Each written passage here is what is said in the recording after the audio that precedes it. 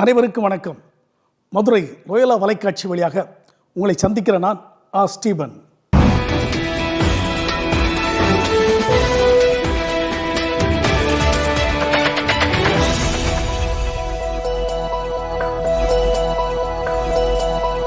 கோடி மீடியா கடந்த ஓராண்டுக்கு மேலாக, அதிலும் நடந்து முடிந்த நாடாளுமன்ற தேர்தல் காலத்தில் அதிகமாக உச்சரிக்கப்பட்ட ஒரு பெயர் கோடி மீடியா. அது என்ன கோடி மீடியா? கோடி மீடியா என்றால் என்ன பொருள்? அவற்றை யார் நடத்துகிறார்கள்? எவையெல்லாம் கோடி மீடியா? அவை எப்படி செயல்படுகின்றன? இப்படி பல கேள்விகள் நம் மனதில் எழுந்திருக்கலாம். முதலில், கோடி என்பது ஒரு இந்தி மொழி சொல். இந்தியில் கோடி என்றால் மடி என்று பொருள். நாம் நாற்காலியில் உட்காரும்போது முழங்காலுக்கு மேல் உள்ள பகுதியை மடி என்று குறிப்பிடுகிறோம் அல்லவா? அந்த மடிதான். லேப்டாப் என்பதை தமிழில் மடிக்கணினி என்று சொல்கிறோமே, மடியில் அமர்ந்திருக்கிற நாய்க்குட்டியை லேப்டாப் என்று சொல்கிறோமே, அதுபோலத்தான் கோடி மீடியா என்பது மடியில் அமர்ந்திருக்கின்ற ஊடகங்கள் என்று நாம் பொருள் கொள்ள முடியும். மடிக்கணினியாக இருந்தாலும் நாய்க்குட்டியாக இருந்தாலும் அவற்றிற்கு உரிமையாளர் யார்? அதை மடியில் வைத்திருப்பவர் தானே. அதுபோல இந்த முன்னணி ஊடகங்கள் சில பெரும் முதலாளிகளின், சில அரசியல் தலைவர்களின் மடியில் அமர்ந்திருக்கின்றன.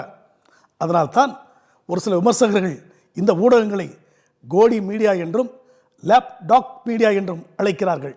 இப்படி பட்டப்பெயர் சூட்டப்படும் அளவுக்கு இந்த ஊடகங்கள் மீதான கடுமையான விமர்சனத்திற்கு காரணம் என்ன? மக்களுக்கு உண்மையை எடுத்துரைக்க வேண்டிய ஊடகங்கள் ஒரு சிலரின் மடியில் அமர்ந்து விட்டால் இவை யாருடைய கட்டுப்பாட்டில் இருக்கும்? இவை யார் சொன்னபடி கேட்கும்? இவை யாருக்கு எதிராக நிற்கும்? இந்த யதார்த்தத்தை சுட்டிக்காட்டும் பெயர்தான் கோடி மீடியா. சரி, இந்த கோடி மீடியா என்ற பெயரை உருவாக்கியவர் யார்?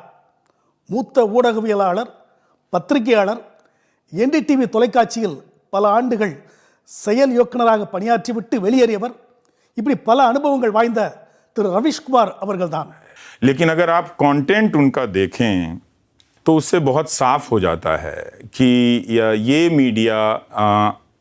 मीडिया दो मास्टर को सर्व करने के लिए आया है.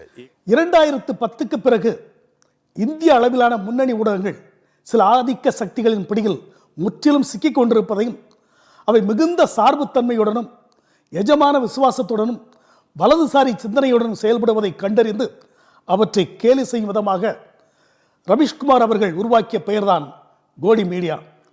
மேலும் கோடி மீடியா என்ற அந்த பெயரை உச்சரிக்கும் போது ஒரு சிலேடை ஒளிந்திருப்பதை நீங்கள் கவனித்திருப்பீர்கள். சரி, எவையெல்லாம் கோடி மீடியா? இவற்றை நாம் தெரிந்து கொள்ள வேண்டும் என்றால் விக்கிபீடியா வலைத்தளத்தில் ஒரு பட்டியல் தரப்பட்டிருக்கிறது. அதை நிதானமாக பார்வையிடலாம். नो माय डियर फ्रेंड, मैं तुम्हें भड़वा कहता हूं, दलाल कहता हूं और बता। देश में कंटेंट ऑफ कोर्ट का तो कानून है। पहले मुलायम सिंह के पैर काटे, आप यहाँ पे बीजेपी की चाट रहे हो। अरविंद केजरीवाल की चाट रहे हो तुम। बदतमीजी है ये। अरे तुम्हारी इतनी औकात थी सही जगह ये बदतमीजी है। आ जाना था, ये जूता मारते हम तुम्हें। वो तेरा इमरान खान का दिखाता है ना ऐसे, ये मैं दिखा रहा हूँ। ये तुम्हें घुसेड़ूंगा अमेरिका का दलाल बहन. ஆனால் இந்த ஊடகங்கள் தங்களுக்கு இப்படி பட்டப்பெயர் சூட்டப்படுவதை விரும்பவில்லை என்பதை நாம் கவனத்தில் கொள்ள வேண்டும். நடந்து முடிந்த நாடாளுமன்ற தேர்தலில் தான் இந்த கோடி மீடியாக்களின் ஒருதலைப்பட்சமான போக்கு வெட்ட வெளிச்சமாக தெரிய வந்தது. இவற்றை தோலுரித்து காட்டியதில் சமூக ஊடகங்களுக்கு மிகப்பெரிய பங்கு உண்டு. இவற்றிற்கெல்லாம் உச்சமாக எக்ஸிட் போல் எனப்படும் தேர்தலுக்கு பிந்தைய கருத்து கணிப்பை வெளியிடுவதில் இந்த கோடி மீடியாக்கள் மிகுந்த ஆர்வம் காட்டின. PMARC projection is being put at 359 for the NDA and 154 for the Indy Alliance. I have a breakup of that. The PMARC people are on the screen with us. Ladies and gentlemen, the only channel to be putting out the entire national number right now. PMARC numbers are on your screen. ஆனால் தேர்தல் முடிவுகள் இந்த கருத்து கணிப்புகளை புரட்டி போட்டன. இதன் விளைவாக இந்த கோடி மீடியாக்களின் முகமூடிகள் கிழிந்து தொங்கின. குறிப்பாக சமூக ஊடகங்கள் இவற்றை ரவுண்டு கட்டி அடித்தன. இதன் விளைவாக இந்த கோடி மீடியாக்களின் பார்வையாளர்கள் அல்லது வாசகர்களின் எண்ணிக்கை கணிசமாக குறையத் தொடங்கியது. சமூக ஊடகத்தின் எழுச்சி இந்த முன்னணி ஊடகங்களுக்கு மிகப்பெரிய சவாலாக அமைந்திருக்கிறது. இப்படி அடுத்தடுத்த எதிர்வினைகள் ஏற்படுத்திய அதிர்ச்சியின் காரணமாக இந்த ஊடகங்களில், அதாவது கோடி மீடியாக்களில் இப்போது ஓரளவு மாற்றம் தென்படுகிறது என்று சில விமர்சகர்கள் தெரிவிக்கிறார்கள். இவை இப்போது தங்கள் குரலை சற்றே மாற்றி ஒலிக்க தொடங்கியிருக்கின்றன என்றும் கூறுகிறார்கள். விழிப்புணர்வு பெற்ற பொதுமக்களும் இப்போது இந்த ஊடகங்களை கவனத்துடன் அணுகுகிறார்கள்.